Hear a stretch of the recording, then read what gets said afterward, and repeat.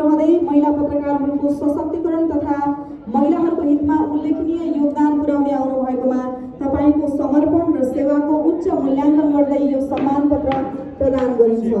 तपाईँको पत्रकारिता यात्राले समाजमा सकारात्मक परिवर्तन ल्याउने प्रेरणा प्रदान गरेको छ।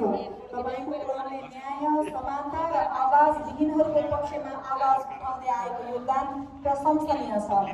आगामी दिनहरूमा तपाईँको पत्रकारिता कर्मले अझ सशक्तता र निरन्तरता पाओस् भन्ने शुभकामना व्यक्त गर्दै हामी तपाईँलाई हार्दिक बधाई तथा सम्मान अर्पण गर्दछौँ।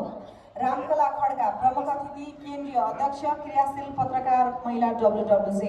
लीला शाह विशिष्ट अतिथि, अध्यक्ष, क्रियाशील पत्रकार महिला WWJ लुम्बिनी प्रदेश।